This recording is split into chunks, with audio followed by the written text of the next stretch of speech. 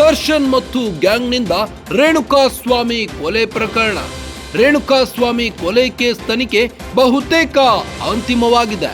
ಕೊಲೆ ಕೇಸ್ ತನಿಖೆ ಪೂರ್ಣಗೊಳಿಸಿರುವ ತನಿಖಾಧಿಕಾರಿಗಳು ಹಿಂದೆ ದರ್ಶನ್ ಮತ್ತು ಗ್ಯಾಂಗ್ ವಿರುದ್ಧ ಚಾರ್ಜ್ ಶೀಟ್ ಸಲ್ಲಿಕೆಯಾಗಲಿದೆ. ತನಿಖೆ 90 ದಿನ ಪೂರ್ಣಗೊಳ್ಳುತ್ತಿರೋ ಹಿನ್ನೆಲೆ ಸಲ್ಲಿಸುವ ಸಾಧ್ಯತೆ ಇದೆ. ನಿಯಮದಂತೆ 90 ದಿನದೊಳಗೆ ಚಾರ್ಜ್ ಶೀಟ್ ಸಲ್ಲಿಸಬೇಕು. ಹೀಗಾಗಿ ಹಿಂದೆ ದರ್ಶನ್ ವಿರುದ್ಧ ಚಾರ್ಜ್ ಶೀಟ್ ಸಲ್ಲಿಕೆಯಾಗಲಿದೆ. ಸುಮಾರು 4,000 ಪುಟಗಳ ಚಾರ್ಜ್ ಶೀಟ್ ಸಲ್ಲಿಸಲು ತಯಾರಿ ನಡೆಸಿದ್ದಾರೆ. ಪೊಲೀಸರ ಚಾರ್ಜ್ ಶೀಟ್ ಮೇಲೆ ಭಾರೀ ಕುತೂಹಲ ಉಂಟಾಗಿದೆ.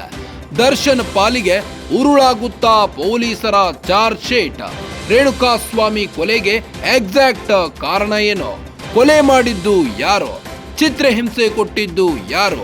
ಪಟ್ಟಣಗೆರೆ ಶೆಡ್ನಲ್ಲಿ ಅಂದು ಆಗಿದ್ದೇನು? ಕೊಲೆಯಲ್ಲಿ ಯಾರ್ಯಾರ ಪಾತ್ರ?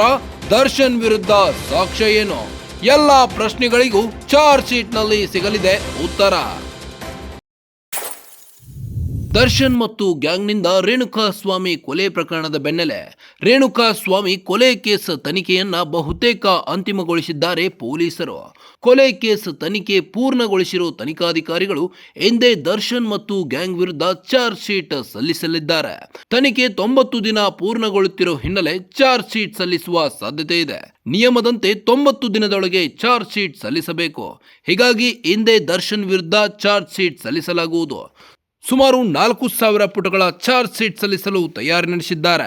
ಪೊಲೀಸರ ಚಾರ್ಜ್ ಶೀಟ್ ಮೇಲೆ ಭಾರೀ ಕುತೂಹಲ ಉಂಟಾಗಿದೆ. ದರ್ಶನ್ ಪಾಲಿಗೆ ಉರುಳಾಗುತ್ತಾ ರೇಣುಕಾಸ್ವಾಮಿ ಮರ್ಡರ್ ಕೇಸ್. ಪೊಲೀಸರ ಚಾರ್ಜ್ ಶೀಟ್ನಲ್ಲೇನಿದೆ? ರೇಣುಕಾಸ್ವಾಮಿ ಕೊಲೆಗೆ ಎಕ್ಸಾಕ್ಟ್ ಕಾರಣ ಏನು? ಕೊಲೆ ಮಾಡಿದ್ದು ಯಾರು? ಚಿತ್ರಹಿಂಸೆ ಕೊಟ್ಟಿದ್ದು ಯಾರು? ಪಟ್ಟಣಗೆರೆ ಶೆಡ್ನಲ್ಲಿ ಅಂದು ಆಗಿದ್ದೇನು? ಕೊಲೆಯಲ್ಲಿ ಯಾರ್ಯಾರ ಪಾತ್ರ ಇದೆ? ದರ್ಶನ್ ವಿರುದ್ಧ ಸಾಕ್ಷ್ಯ ಏನು? ಎಲ್ಲ ಪ್ರಶ್ನೆಗಳಿಗೂ ಚಾರ್ಜ್ ಶೀಟ್ನಲ್ಲಿ ನಿಮಗೆ ಸಿಗಲಿದೆ ಉತ್ತರ.